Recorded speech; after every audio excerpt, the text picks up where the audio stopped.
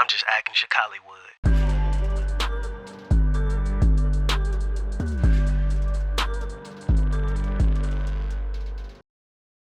How is it like working with you as far as on the directing side? How is it working? How do you direct? Well, I am very serious when it comes to directing. First and foremost, I try to let my actors know, especially if I'm working with somebody that I'm close to, friends with, or anything like that, is business. Right. It's business. I am not your friend on that set. I am your boss. Mm-hmm. And I'm very serious about my craft. Yeah. So it's people out there that have worked with me. I'm fun. Yeah. I'm fun. I like to have fun. We enjoy ourselves. But when that camera is on and action, Get it. it's time to go. Yeah. Everything stops. It's time to work. So this leads into my next question. So do you see sometimes where people view you as competition, maybe men, because it's like, they feel like, yo, this is a boys game, so to speak, and you got to come through sharp and say, hey, no, let me show you how I do my thing. Well, in the past, I felt like it was a lot of competition, but now that I have grown and I'm a lot more seasoned, I don't think people look at me as competition anymore. I think people either look at me as far as I want to work with her, or she's a threat. Yeah. I'm honest. I've came across some people that I truly felt like that they looked at me as a threat. Yeah. But get to know me. That's all I got to say.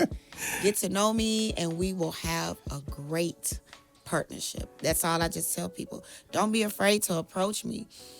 Whatever you heard about me, come talk to me first. Yeah. Get to know who I am.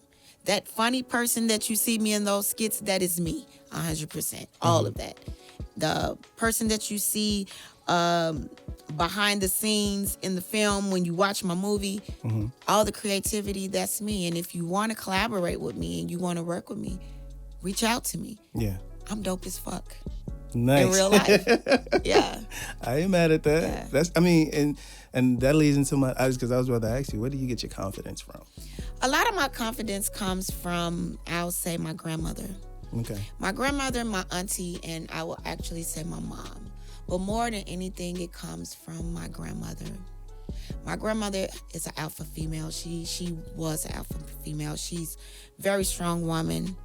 The way she led a household and everything. And, she helped raise me as well. And my grandmother always taught me, even my aunt, no matter what you do, be the best at it. Don't ever let nobody tell you or talk you down about anything that you want to do in life. If you want to be the hoe, be the best hoe.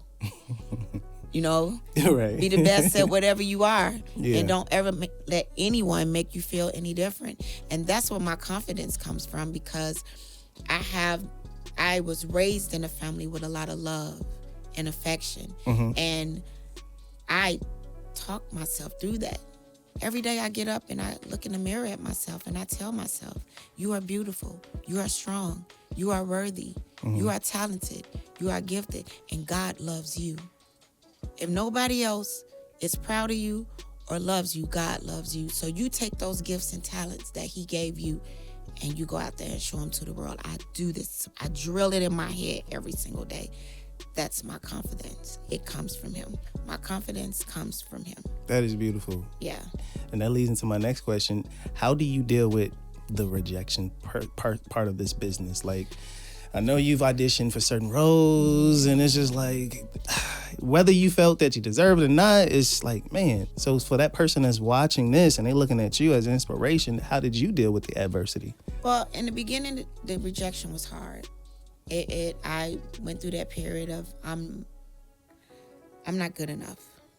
I'm not pretty enough. Am I too fat? It was just hard in the beginning, because it was like, when you want something so bad and, you feel like you're doing your best, you're working hard to get there, and they go with someone else.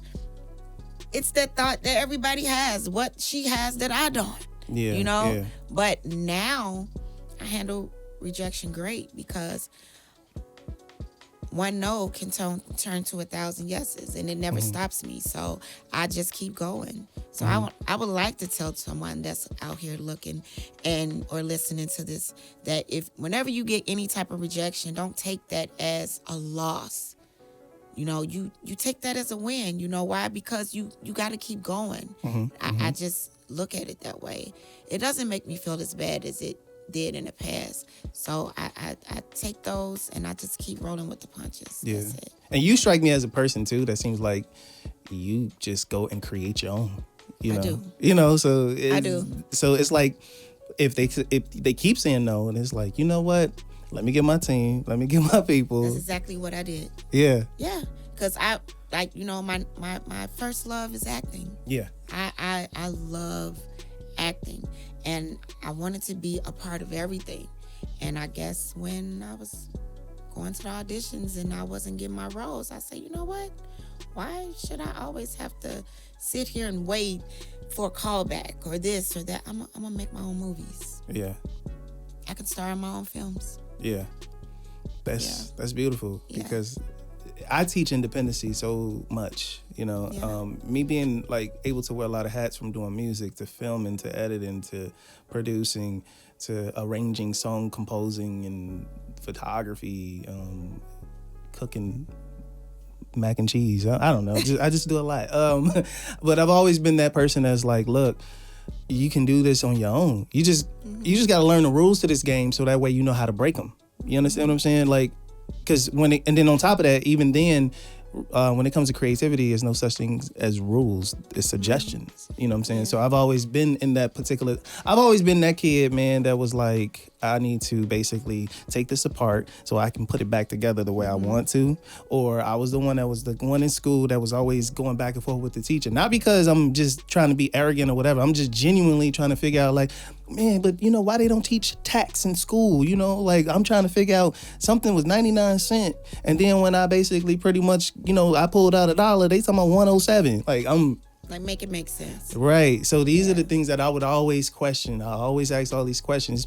I mean, sometimes, you know, it would make people feel some type of way, but it would lead people to feel like they'd come up to me like, I was thinking the same thing. You was a person that just so happened to say something about it. Yeah. And I've been blessed genuinely, though, because, you know, I've been in situations to where people, you know, they come to me and say, look, man, I appreciate you even standing up for this aspect of whatever this case may be. And that was the whole reason, like I said, creating this platform, because people like you, it's going to be people that's going to be watching you or already know of you. And they're like, I did not know that about her.